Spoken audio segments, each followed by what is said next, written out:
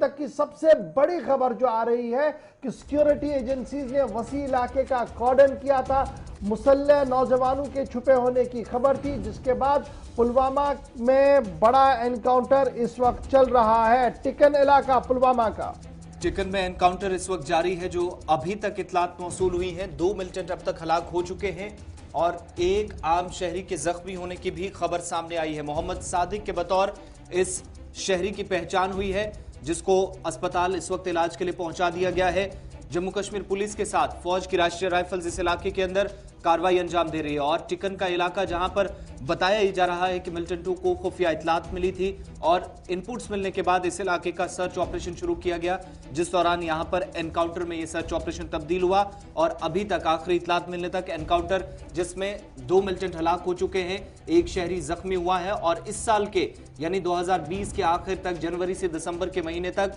2000 के माफ कीजिएगा 200 के करीब मिलिटेंटों की हलाकत शुमालो जुनूब में मुख्तलिफ एनकाउंटर्स में और जम्मू सूबे के अंदर भी पुलिस बयान या पुलिस के जो ऑफिशियल रिकॉर्ड्स हैं उनके मुताबिक हो चुकी है। खबर रसाई इदारों के मुताबिक आज सुबह सुबह ही राष्ट्रीय राइफल्स की 55 राष्ट्रीय राइफल्स की यूनिट, सीआरपीएफ और special operation group Jammu Kashmir police ने मुश्तरका ऑपरेशन जिला पुलवामा के टिकन इलाके में शुरू किया है, जिसके बाद मुसद्दिका इत्तला उनके पास ये थी, ह्यूमन इंटेलिजेंस ये था कि इलाके के अंदर 2 या 3 मिलिटेंट जो है वो एक रिहायशी मकान के अंदर छुपे हैं और जिसके फौरन बाद आज अलल सबा ही सिक्योरिटी एजेंसीज ने इस पूरे इलाके को मुहासरे में लिया और तलाशी कार्रवाई शुरू की है। और यूं ही उस मकाम पर जहां पर मिलिटेंट छुपे बैठे थे, एडवांस और सर्च पार्टी पहुंची तो गोलियों का तबादला हुआ है और उस गोलियों के तबादले के बीच जहां अभी तक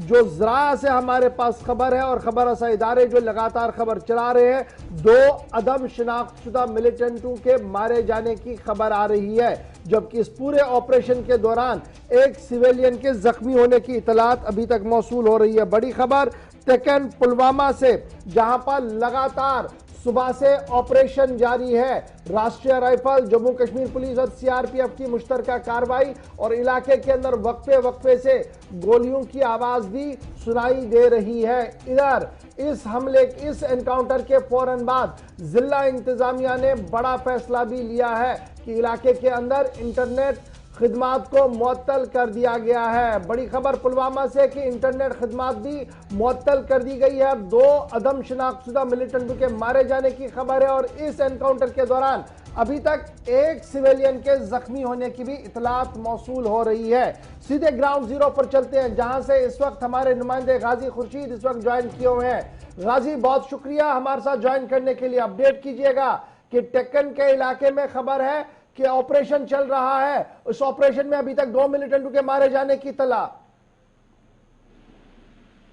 देखिए, जिस तरह आज 23 दिनों के बाद पुलवामा उस वक्त दहल उठा जब आज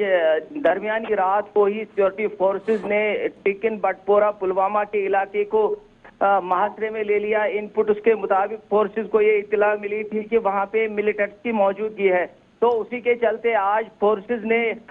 नस्ब शब को ही वहां पे कोऑर्डिनेट सर्च ऑपरेशन चलाया और उसके बाद घर घर तलाशियां शुरू कर दी गई। बाद में जहां पे फोर्सेस को इत्तला ये शक था कि यहाँ पे मिलिटेंट छुपे बैठे हैं, तो जो ही फोर्सेस उस मुश्तबे मुकाम की तरफ जाने लगी तो वहां पे छुपे मिलिटेंटों ने फोर्सेस पे अंदाजुन फायरिंग कर दी, जिसके नतीजे में फोर्सेस ने भी जो पहले से ही मोर्चा संभाले हुए थे उन्होंने भी जवाबी कार्रवाई की। तो इस तरह से आज सुबह सुबह यहाँ पे एक बड़ा एनकाउंटर शुरू हुआ, जिसमें अभी तक की जो इत्तला हमारे पास है, अभी तक 2 मिलिटेंट के मारे जाने की इत्तला है, जिसमें एक सिविलियन को भी पैर में गोली लगी है और उसको श्रीनगर के बून एंड जॉइंट हॉस्पिटल में पहुंचाया गया, जहां पे उसका अभी इलाज मुआवजा चल रहा है। वहीं पे मैं आपको बता दूं कि इस एनकाउंटर में ये जो आने और जाने वाले तमाम रास्ते हैं उनको सील कर दिया गया है, किसी भी गाड़ी को चलने की अभी इजाजत नहीं है। और इस वक्त अगरचे कुछ देर के लिए फायरिंग का तबादला रुक गया था, लेकिन अब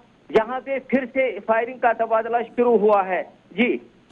गाजी खुर्शीद, ये भी बताइएगा, ये जो टिकन का एरिया है जहां पर ये एनकाउंटर इस वक्त चल रहा है, किस तरीके का रिहायशी इलाका है या कुछ बागात भी पास पास में है, और जिस घर के अंदर मिलिटेंट छुपे बैठे थे क्या वहां से सभी लोगों को बाहर निकाला गया है? क्या कुछ इत्तलात आपके पास? देखिए, मुकामी जराये से पता चला है कि जब फोर्सेस ने यहाँ पे कैसो चलाया, कोऑर्डिनेट सर्च ऑपरेशन शुरू किया, तो पहले मिलिटेंट्स को ये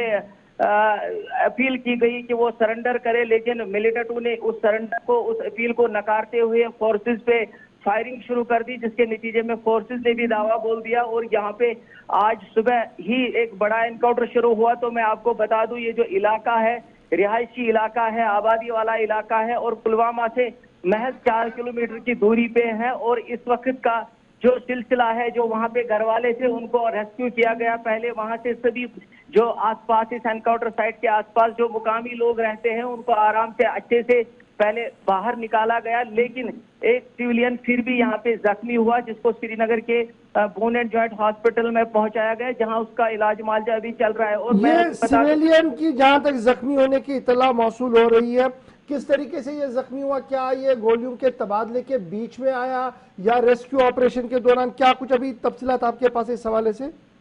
देखिए, मुकामी जराये से यही पता चला है कि गोलियों के तबादले में शायद वो वहां से निकलने की कोशिश में था या खिड़की से जाकर उसने बाहर देखने की कोशिश की थी, तो उसी असना में कहीं से कोई गोली लगी है जो उसके पैर में लगी है और अभी स्टेबल है, खतरे से बाहर ही बताया जा रहा है। और अभी की जो मैं बात कर रहा हूँ, अभी भी यहाँ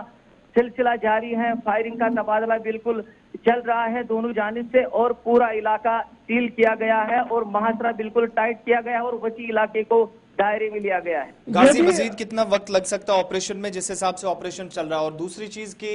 कल एक और फेस है डीडीसी इंतखाबात का, तो क्या यहाँ पर भी इलेक्शंस होने हैं? किस तरह के सिक्योरिटी अरेंजमेंट्स हैं?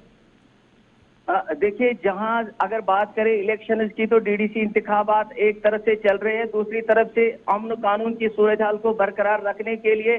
फोर्सेस और पुलिस की मुश्तरका कार्रवाई यहाँ पे रोज होती है। हर एक जो भी हाइपर सेंसिटिव एरियाज है उनमें फोर्सेस हमेशा रोजाना केसो चलाया जाता है। और उसी एक तरफ से अगर बताए कि इलेक्शन में किसी तरह की सूरत हाल खराब ना हो, अमन कानून बरकरार रखने के लिए जहां से सिक्योरिटी के सख्त इंतजाम किए जाते हैं, वहीं पे दूसरी जानिब फोर्सेस भी उन इलाकों में केसो चलाते हैं जिन इलाकों को, जो मुश्तबे इलाके हैं, जो हाइपर सेंसिटिव इलाके हैं, उनमें कार्डन और ये जो कैसों का सिलसिला है बराबर लगातार जारी रहता है। तो वहीं पे मैं इलेक्शन की बात करूं, जो ये इलाका है जहां पे आज का ये एनकाउंटर शुरू हुआ है, सुबह से इस इलाके की जो पोलिंग है वो तो